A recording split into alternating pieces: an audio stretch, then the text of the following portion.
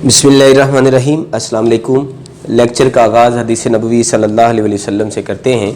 हदीस का मफ़हूम है, अल्लाह के नबी फरमाते हैं, हसद नेकियों को इस तरह खा जाता है जैसे आग लकड़ी को खा जाती है।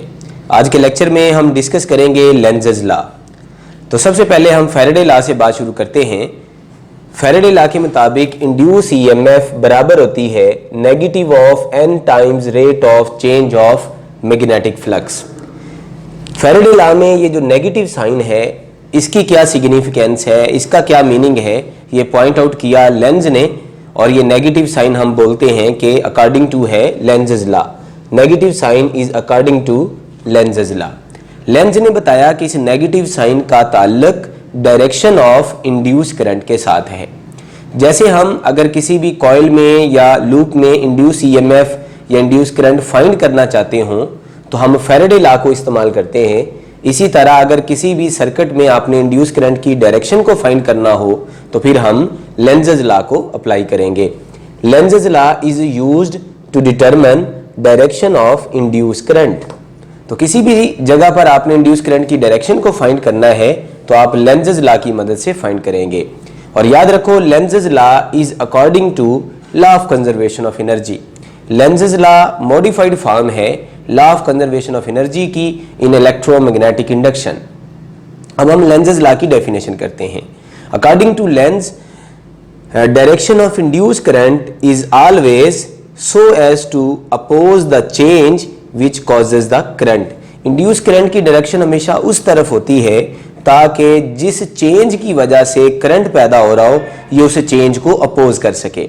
अब सवाल ये पैदा होता है कि किसी कंडक्टर में अगर करंट पैदा हो रहा है तो वो अपोज किस तरह से कर सकता है। फर्ज करो किसी कॉइल में मैग्नेटिक फ्लक्स चेंज हुआ है तो उसकी वजह से एक करंट इंड्यूस हो जाएगा और इस इंड्यूस करंट की वजह से एक मैग्नेटिक फील्ड भी इंड्यूस हो जाएगा और इस मैग्नेटिक फील्ड की मदद से वो उस चेंज को अपोज करेगा जिसने करंट को पैदा किया है। अब आपने अगर किसी भी क्वेश्चन में लेंज़ेज़ लॉ को अप्लाई करना है तो इसके लिए आप ये 6 केसेस याद रखिएगा। नंबर 1, आप पहले देखें कि कॉइल या मैग्नेट क्या वो एक दूसरे की तरफ तो नहीं आ रहे। अगर फर्ज करो कॉइल रेस्ट में है और मैग्नेट कॉइल के पास आ रहा है या मैग्नेट रेस्ट में है और कॉइल मैग्नेट के पास आ रही है। अब यहाँ पर जो करंट पैदा होगा वो उसके पास आने की वजह से पैदा हो रहा है, तो जो करंट पैदा होगा उससे जो मैग्नेटिक फील्ड पैदा होगा वो इस मैग्नेट को रिपेल करेगा ताकि वो इसको पास आने से रोके। अब फर्ज करो ये मैग्नेट कॉइल के पास आ रहा है तो ये इस तरफ नॉर्थ पोल को पैदा करेगा और इस तरफ साउथ पोल को पैदा करेगा। नॉर्थ पोल यहाँ पैदा होगा ताकि वो इसको करीब आने से रोके, क्योंकि इसके करीब आने की वजह से करंट पैदा हो रहा है। तो अब यहाँ पे मैग्नेटिक फील्ड की डायरेक्शन हम कैसे फाइंड करेंगे। थंब हम करेंगे नॉर्थ की तरफ और फिर हम फिंगर्स को कर्ल करेंगे। ये जिस डायरेक्शन में फिंगर कर्ल हो रही हैं उसी डायरेक्शन में करंट पैदा होगा। अगर हम इस साइड से देखेंगे तो हमें करंट की डायरेक्शन क्लॉकवाइज नजर आएगी और अगर हम इस साइड से देखेंगे तो हमें करंट की डायरेक्शन एंटी क्लॉकवाइज नजर आएगी। अगर हम थंब वाली साइड से देखेंगे तो हमें एंटी क्लॉकवाइज नजर आएगी और अगर हम ऑपोजिट साइड से देखेंगे तो हमें क्लॉकवाइज डायरेक्शन नजर आएगी। तो आप इसका एक आसान सा रूल बना लो कि नॉर्थ वाली साइड पे करंट की डायरेक्शन एंटी क्लॉकवाइज नजर आती है, तो साउथ वाली साइड से करंट की डायरेक्शन हमेशा क्लॉकवाइज नजर आती है। तो अब आपको थंब की मदद से उंगलियां रोटेट करने की भी जरूरत नहीं है, आप डायरेक्ट इस मेथड से करंट की डायरेक्शन को फाइंड कर सकते हैं। आपने जस्ट ये पता करना है कि नॉर्थ किधर अपीयर होगा और साउथ किस तरफ को अपीयर होगा, तो इस तरह आप करंट की डायरेक्शन का पता लगा सकते हैं। फर्ज करो ये मैग्नेट बी कॉइल की तरफ आ रहा है और कॉइल बी मैग्नेट की तरफ आ रही है। अब इस तरफ साउथ पोल है तो इस कॉइल का इस तरफ साउथ पोल बन जाएगा ताकि वो इसको रिपेल करे और इस तरफ नॉर्थ पोल बन जाएगा। अब यहाँ पर आप देखो नॉर्थ पोल क्योंकि इस तरफ है तो इस तरफ से हमें करंट की डायरेक्शन एंटी क्लॉकवाइज नजर आएगी और इस तरफ साउथ पोल है तो इस तरफ से देखते हुए हमें करंट की डायरेक्शन क्लॉकवाइज नजर आएगी। अब फर्ज करो ये कॉइल है जो मैग्नेट के ऊपर फॉल कर रही है। अब इस केस में भी कॉइल मैग्नेट के करीब आ रही है तो ये इसको रिपेल करेगा, तो रिपेल करने के लिए इसका नीचे नॉर्थ पोल बन जाएगा और ऊपर वाली साइड पे साउथ पोल बन जाएगा। अगर हम नीचे से करंट की डायरेक्शन देखेंगे तो हमें एंटी क्लॉकवाइज नजर आएगी और ऊपर से करंट की डायरेक्शन अगर हम देखेंगे तो हमें क्लॉकवाइज नजर आएगी। अब ये लूप जो इसके करीब आ रहा है ये इसको रिपेल करेगा। अगर ये पहले लूप ग्रेविटी की वजह से फॉल कर रहा था और इसका एक्सेलरेशन g के बराबर था, अब रिपल्शन की वजह से इसका एक्सेलरेशन g से कम हो जाएगा। अब इसका ऑपोजिट केस डिस्कस करते हैं।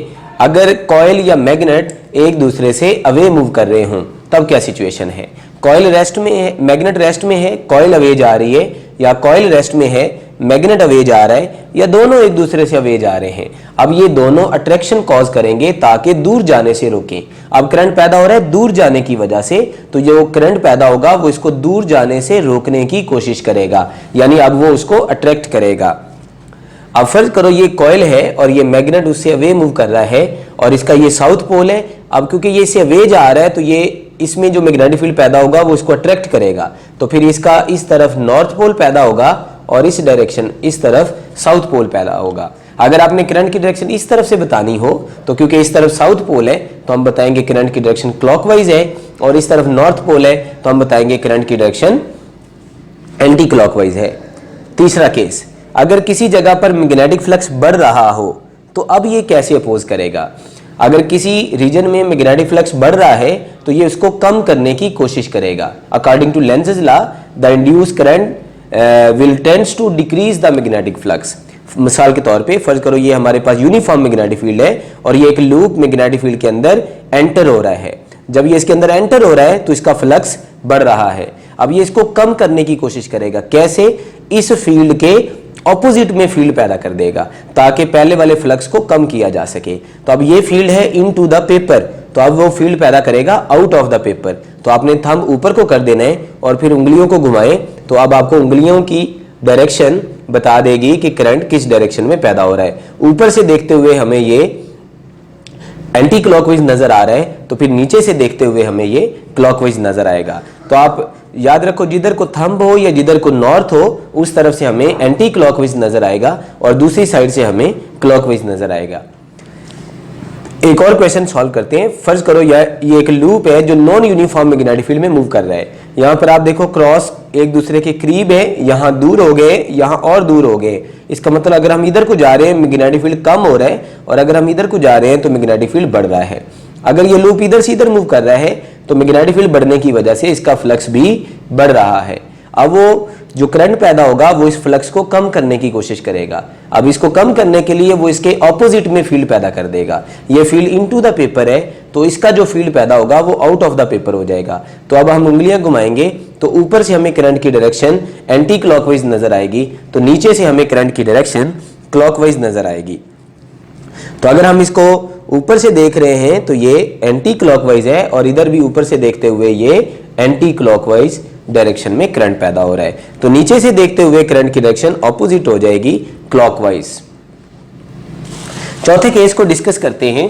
अगर कंडक्टर में से मैग्नेटिक फ्लक्स कम हो रहा हो तो इंड्यूस करंट ऐसा मैग्नेटिक फील्ड पैदा करेगा जो इस फ्लक्स को ज्यादा करने की कोशिश करे। जब फ्लक्स बढ़ रहा था तो ये उसको बढ़ने से रोक रहा है, उसको कम करने की कोशिश कर रहा है, और जब फ्लक्स कम हो रहा है तो ये उसको बढ़ाने की कोशिश कर रहा है। अब मिसाल के तौर पे फर्ज करो ये हमारे पास यूनिफॉर्म मैग्नेटिक फील्ड है B और इसमें ये एक लूप है जो मूव कर रहा है टुवर्ड्स राइट। अब ये लूप इसमें से एग्जिट कर रहा है तो इसका मतलब इसका फ्लक्स कम हो रहा है। अगर फ्लक्स कम हो रहा हो तो ये सेम डायरेक्शन में मैग्नेटिक फील्ड को पैदा करेगा ताकि इसको ज्यादा करने की कोशिश करे।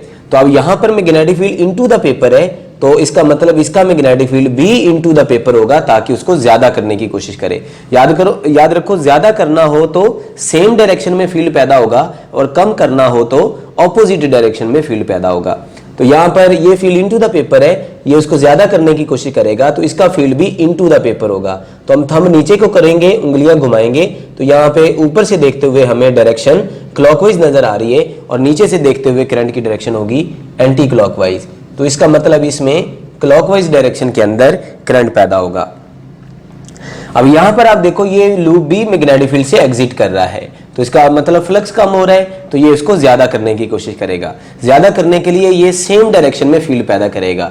ये फील्ड है आउट ऑफ द पेपर तो इसका फील्ड भी पैदा होगा आउट ऑफ द पेपर। तो थंब हम ऊपर को करेंगे और उंगलियां घुमाएंगे। अब ऊपर से देखते हुए हमें करंट की डायरेक्शन नजर आ रही है एंटी क्लॉकवाइज, तो तो नीचे से देखते हुए हमें करंट की डायरेक्शन नजर आएगी क्लॉकवाइज। पांचवा केस है अगर करंट की मदद से करंट पैदा हो रहा हो। मिसाल के तौर पे ये हमारे पास कॉइल है और इस कॉइल में अगर करंट चेंज करें तो इस कॉइल में करंट पैदा होता है। तो इस तरह से हम करंट को कैसे फाइंड करेंगे? अगर एक कॉइल में करंट बढ़ रहा हो तो ये जो इंड्यूस करंट होगा वो इसको कम करने की कोशिश करेगा। कम करने के लिए ये करंट इस करंट के ऑपोजिट डायरेक्शन में पैदा होगा। मिसाल के तौर पे अगर रियोस्टेट की रेजिस्टेंस को कम करूं तो इसका करंट बढ़ेगा और इसका करंट है क्लॉकवाइज डायरेक्शन में, तो फिर इस कॉइल के अंदर जो करंट पैदा होगा वो एंटी क्लॉकवाइज डायरेक्शन में पैदा होगा, ऑपोजिट में, ताकि इसको कम करने की कोशिश करे। तो याद रखो जब करंट बढ़ रहा होगा तो जो इंड्यूस करंट होगा वो पहले वाले करंट के ऑपोजिट होगा ताकि उसको कम करने की कोशिश करे। मिसाल के तौर पे ये एक वायर है जिसमें से करंट बढ़ रहा है और उसके पास ये एक लूप रखा हुआ है हमने, तो इसमें करंट की डायरेक्शन क्या होगी? अब क्योंकि इसमें करंट बढ़ रहा है तो इसमें करंट ऐसा पैदा होगा जो इसको कम करने की कोशिश करे। तो आपने नियर एंड के मुताबिक देखना है, यहाँ पे करंट ऑपोजिट में पैदा होगा ताकि वो इसको कम करने की कोशिश करे। तो इस डायरेक्शन से आपको पता चल जाएगा कि इसमें करंट की डायरेक्शन क्या है। जैसे यहाँ पे आपको नजर आ रही है कि इसमें करंट एंटी क्लॉकवाइज डायरेक्शन में पैदा हो रहा है। छठा केस है अगर किसी कंडक्टर में करंट कम हो रहा हो तो इंड्यूस करंट इसको ज्यादा करने की कोशिश करेगा। ज्यादा करने के लिए जो इंड्यूस करंट होगा वो सेम डायरेक्शन में प्रोड्यूस होगा। मिसाल के तौर पे ये कॉइल है और रियोस्टेट की रेजिस्टेंस हम बढ़ा रहे हैं तो इसमें करंट कम होना शुरू हो जाएगा और ये करंट की डायरेक्शन है क्लॉकवाइज, तो फिर इसमें भी जो करंट पैदा होगा वो क्लॉकवाइज पैदा हो जाएगा ताकि वो इसको ज्यादा करने की कोशिश करे। यानी अगर करंट बढ़ रहा हो तो जो करंट पैदा होगा वो इसके ऑपोजिट होगा और अगर करंट कम हो रहा हो तो जो करंट पैदा होगा वो इसी डायरेक्शन में पैदा होगा जिस डायरेक्शन में ये है। तो आपने यहाँ पे देखा अगर कॉइल या मैग्नेट एक दूसरे के करीब आ रहे हो या दूर जा रहे हो तो करंट कैसे फाइंड करना है। अगर फ्लक्स बढ़ रहा हो या फ्लक्स कम हो रहा हो तो करंट को कैसे फाइंड करना है, और अगर किसी एक कॉइल का करंट बढ़ रहा हो या कम हो रहा हो तो इंड्यूस करंट की डायरेक्शन को कैसे फाइंड करना है। अब हम यहाँ पर साबित करते हैं कि जो लेंज़ेस लॉ है वो law of conservation of energy के अकॉर्डिंगली है। अब फर्ज करो ये मैग्नेट इसकी तरफ आ रहा है, ये मैग्नेट मूव कर रहा है कॉइल की तरफ, तो जब ये इसके करीब आएगा तो ये इसको रिपेल करेगा। तो रिपल्शन पे ओवरकम करने के लिए हमें पीछे से जोर लगाना पड़ेगा, हमें मैकेनिकल एनर्जी देनी पड़ेगी और वही मैकेनिकल एनर्जी कन्वर्ट हो जाएगी इलेक्ट्रिकल एनर्जी में। अब फर्ज करो ये मैग्नेट इससे अवे जा रहा है तो अकॉर्डिंग टू लेंज़ेस लॉ ये उसको पीछे से अट्रैक्ट करेगा, जिसकी वजह से इसको अवे करने के लिए हमें जोर लगाना पड़ेगा और एनर्जी देनी पड़ेगी और वही एनर्जी इलेक्ट्रिकल एनर्जी में कन्वर्ट हो जाएगी।